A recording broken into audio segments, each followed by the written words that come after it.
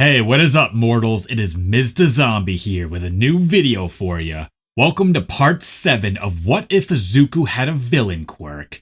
I just wanted to greet you guys by saying sit back and relax. You're in for a treat. So, we begin. All Might stood at the destroyed entrance of the unforeseen simulation joint with a ferocious scowl on his face. The air around the building seemed to have gained a palpable tension as hero and villain alike gazed at the man. The students all felt bouts of relief, and traumatic happiness echoed in their minds. Izuku simply stared at the pro-hero, noticing how he was not smiling, not in any way, shape, or form. The villain about to kill Sue and Mineta left them as he stood up. Finally, after all this waiting, the heroic piece of trash finally shows up. A sneer could clearly be imagined under the hand that covered his face. The criminals all around the joint began to mutter, one crying out for them to strike now so they could quickly kill him, only to be suddenly knocked over by something. In a series of blindingly fast blows, the blonde man had easily dealt with those opposing him, holding the sensei of 1A in his arms, apologizing to the man for not being there for the attack. Once more, a blur appeared and the trio of students by Tomura were suddenly behind All Might, a hand in front of the man's face on the floor. A command was issued from the Aizdora hero for the three of them to leave with Aizawa, now. No! It wasn't supposed to go this way! The scraggly psychopath spoke in a silent voice as he went to pick up the hand. Of course a government hero relies on violence. I wasn't prepared. I couldn't even see him when he moved. But he's not as fast as he was, though. That means our theory is correct. All Might's getting weaker. Izuku picks up his teacher as he turns to Yagi and hesitates for a moment, knowing of the monstrous brute's strength. Please be careful, All Might. Don't overexert yourself. He whispered quietly enough so that only the symbol of peace could hear him. I hit both that guy with the hand and that black creature thing with my toxin. Once it takes effect, both of them should be crippled. All the young male received was a nod of acknowledgement, prompting his departure as a well-built blonde quickly went on the attack. He aimed to Carolina smash at the lanky villain, only for a black blur to move in and resist the attack, taking minimal damage. Unaffected by that, eh? Then try this! The hero delivered a punch to the solar plexus of the thing, knocking it backwards by a foot before it once more chased after him. Not enough for you? How about this then? 2 blows to each side of his head clearly stunned it for a few seconds, but recovered just as quickly. Tomura commented on how his efforts would be useless, Nomu having a shock absorption quirk that rendered his punches useless. The only way you'll beat him is by slowly gouging out its flesh, but I don't think it'll let you do that, All Might. In response, a thanks was sent the villain's way for exposing the beast's weakness, and said beast was promptly wrestled into an explosive suplex. The students in the facility closest to the action cheered for their hero ed teacher. The trio making their way from the plaza declared that their worries for All Might were unfounded after all. However, one of them stayed silent, knowing it may not have been unfounded. Midoriya knew that his role model had a limit to his power, and had read the articles of his early morning heroism. The fact that the teachers were talking about the man earlier and had indicated that he had reached that limit today, flashbacks of All Might's explanation of his wounds flooded his mind, and he was reminded that he was the only student aware of the situation. His fellow classmates were cheering, but were unaware of the true cost the hero was paying. That was until all the cheering stopped once the smoke cleared. They all looked on in shock as the finger of the creature dug into his side, drawing blood. Nice! You were trying to bury him in the concrete so he wouldn't move around anymore. Sorry, but that's not gonna work. See, Nomu's just as strong as you are. That's not gonna stop him. A sinister laugh came quietly from the scraggly man as he turned to a vaporous form next to him. Wonderfully done, Kurogiri. He's just where we want him now. The fingers dug deeper as the number 1 hero began fighting to extract himself from the creature's iron grip on him. A weak taunt came from the hero as the 2 villains began their monologues. Kurogiri explained that they had their Nomu restrain All Might so that they could pull him into one of the warp gates to rend the man into 2 halves. Several hundreds of feet away, a resolute boy asked the frog quirk girl next to him to hold Aizawa. As soon as the man was passed over, Izuku took off in a mad dash to help his teacher. He reached out, having adjusted the pipes to release a very thin and potent stream of gas when the misty villain suddenly appeared in front of Izuku, ready to warp him. In a moment, time slowed down before a crash and sound echoed in front of the jungle hair team. Get the hell out of my way, Deku! The sound came from Katsuki Bakugo, whose explosion disrupted the gate as he grabbed the metal neck guard holding the mist and pinned it to the ground. In another direction, the crackling of ice rang out as it began crawling up the Nomu, stopping her right before it could touch the blonde pro. The ice allowed him to escape from his grasp as Kirishima hopped down from above and tried to strike Tomura. Further away, Asui and Minori were receiving assistance to bring Aizawa back up to the other students. Mina, who stayed behind, received an order from 13 to find a safe spot for when the pros got there and initiate a bigger fight. Back in the plaza, Bakugo explained how he had discovered that Kurogiri had a physical body, and how they could take him down if they did so strategically. He let out small explosions as he threatened to utterly obliterate the smoky man, if he so tried to move a muscle. Surviving an attack from all those villains and taking down two of our most powerful allies? You're making the League of Villains look like a joke. And we can't have that, can we?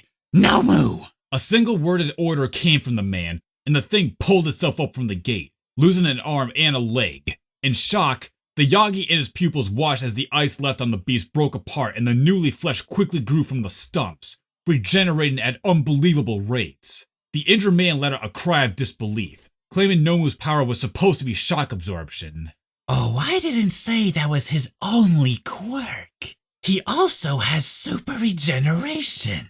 Nomu has been engineered to take you on at 100% of your power. The wounds on the creature had healed entirely. He's like a super efficient punching bag that punches back. The man ordered Nomu to attack the Ashen blonde, pulling down his companion, and a blast of smoke covered the area as a slam boomed around the building. Izuku cried in fear only to yelp in surprise at the fact the teen was right next to them. Upon realizing his childhood friend did not dodge the attack, but was rather pushed out of the way, he turned to see the symbol of peace had been pushed straight through a concrete wall. The man questioned the outrageous action of the League to attack children with such lethal force. Oh, so what?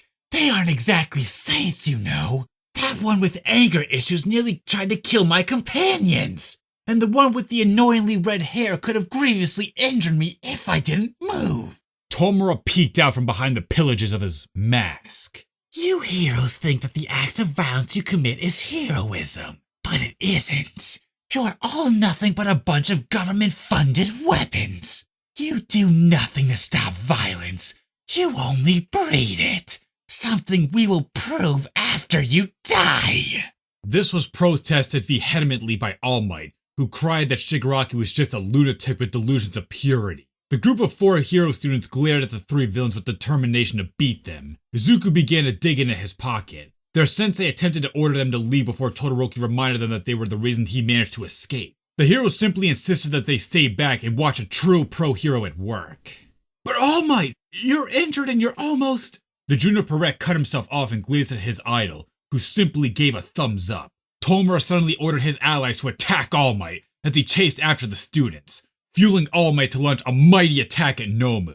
The 4 stirred up winds that began launching everyone back. In shock and anger, Shigaraki began questioning exactly what the idiotic hero was doing, knowing that shock absorption would make his punches useless, dulled, not nullified, as he rained precise and powerful blows on the creature. If this creature was made to withstand 100% of my power, then I must simply go beyond that! I must go beyond the limit! Plus Ultra! The attacks gained a further fierceness as he knocked the thing back further and further before a final devastating punch was delivered.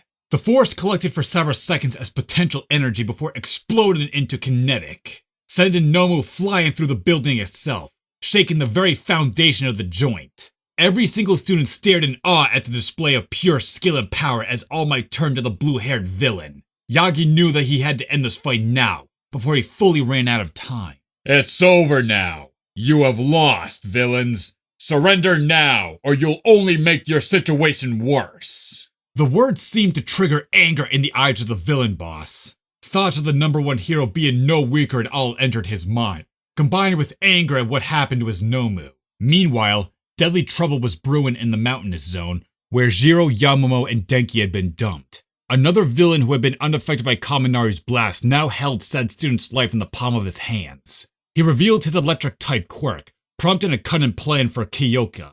The girl began to talk his ear off as her earphone jack tried to reach her boot, only to be foiled as the villain noticed, bringing a lethal handful of energy closer to the lightning-haired boy. The twisted bastard then demanded the girls choose between staying alive themselves or their friends staying alive and dying in this place. Back at the plaza, All Might put forth an intelligent buff towards a terrified Tomura, taunting him to make it seem as if the hero was ready for more. But Midoriya knew better. He knew that time was nearly up for the UA staff member, and if something was not done soon, things would become a lot worse. He thought to himself what was taking his neurotoxin so long to act. He knew some of it was inhaled by the chief of the League of Villains. The man began nervously scratching his neck. The fear quirk holder perked up for a moment, before being suddenly confused as the scratching stopped. That was when the reason for it stopped. The villains behind them had awoken once more. Once more, the boy's attention changed as he heard the two most powerful villains begin to charge All Might, only for one of them to stop,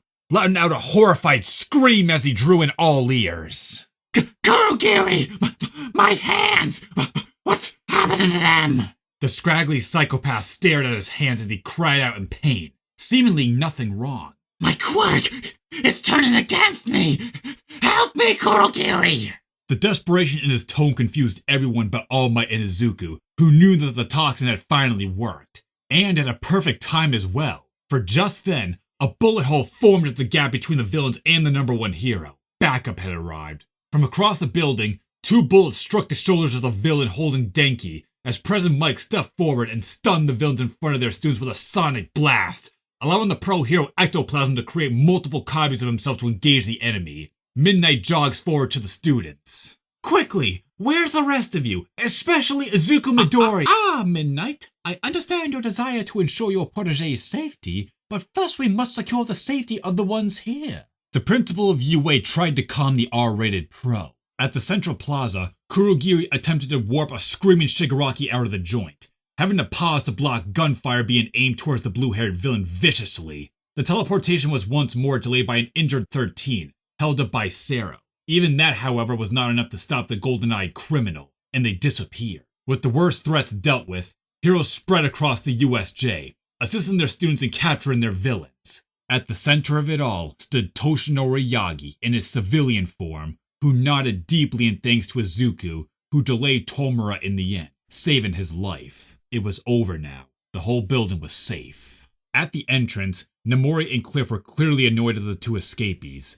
Nezu trying to turn their focus to the students, which was agreed upon, with the R18 hero being given permission to find her apprentice. That apprentice was currently standing next to the 3 other students, and knew he had to act fast to ensure that his idol secret was kept that way, when that need was filled thanks to Cementos, who hid away the man while ushering them all away. Apparently, his own secret decided to reveal itself as his hero tutor came charging in, and promptly sighed in relief at the sight of her injured pupil, before changing moods drastically. Izuku Midoriya! Come here, young man! Midnight marched towards her apprentice, with Kirishima, Todoroki, and Bakugo watching the impending scolding from a slight distance. I do not remember tutoring you to be a headstrong idiot! The support course hasn't even finished those masks yet, and I know you wouldn't use your quirk with so many being easily exposed to it! The scolding came with a fierce punch to the head, as his classmates watched on in surprise.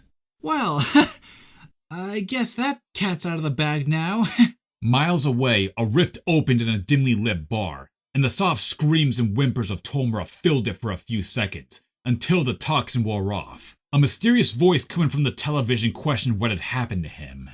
I'm not certain, sir. He was completely fine until we were right before All Might. Nothing could have happened in that time. It was that kid! A shaken, injured Shigaraki called out from the floor. Whatever the hell that gas was that he blasted with me earlier, it did something to my head. This clearly perked the interest of the voices who both laminated over the loss of the Nomu, and showed intrigue in the mysterious student that caused their leader of the league to scream out in such fear. Tomura was reassured that his failure was not a thing that would prove all too detrimental, and that he should just keep an eye out for the teenager who emitted that J gas. A man in a tan trench coat stood before all the students, confirming that they were all there and mostly uninjured. All 20 of them. Small talk began to initiate between all of them. The gossip was suddenly cut short as Uraraka spoke up, asking about the conditions of their teachers. Now Masa revealed that while All Might and 13 would be fine, Aizawa was in very rough shape and would be for a while. He quickly ushered the students onto a bus for them to go back to school. Gossip was started on the topic of the connection between Midnight and Midoriya. Nezu Kayama and Snipe stood with Tsukachi, allowing him full entrance to the school to help conduct the investigation. Previous suggestions of improved security were still heavy in their minds and taking the majority of their focus. The students were sent back to the school where they were treated for what little injuries they had and were sent off. In Recovery Girl's office, the detective entered and greeted Yagi like an old friend. Look, I'm sorry to come in on you like this, Yagi, and I really hate to ask this, but could you please recount everything about the attack that could be useful in our investigation? The worry in his heart was quickly waved away as the skeletal man happily did so. The topic changed once all information was taken how incredible the actions of All Might was during the assault on USJ, only for the hero to spread the credit to all of his students, declaring them all to be the best first-year class to have ever graced his eyes. The pride within those blue eyes shined brighter than any previous stone that day. The students went home. Momo offered a ride to Izuku and Todoroki, with Izuku accepting and Todoroki politely declining. That night, the pupils of Class 1A would sleep deeply, unknowing that the danger they were in had only just begun. Thank you all for indulging yourselves in the story thus far. I hope you enjoyed it. Now there are a few more things that I'd like to go over before this video ends. Firstly, we got a second channel called Anime Deep Dive. Anime Deep Dive goes deeper into the facts and lore of a wide variety of anime. It's sure to expand your weeb knowledge for all kinds of series guaranteed. On top of that, we have a third channel called We the Celestials Naruto What Ifs. It's what we do on this channel already, but in the vast world and lore of Naruto. So go check it out if you're in the mood for some jujitsu action. Secondly, on behalf of We the Celestials, I'd like to thank everyone involved in the production of today's awesome content. Their details will be in the description below. Lastly, if you're interested in what we do here on We the Celestials, then I would like to extend out an invitation to join the crew. The only caveat being we only accept members 16 years and up to join the crew. You can sign up for whichever category fulfills your interest by joining the recruitment Discord using the link in the description below. Our Discord is an all-around fantastic place to be, whether you're a fan or looking to join our band of misfits. We're always looking for more and more members to join us. Well, that's it from us for today's video. So thank you all for watching and have a great day. Booyah!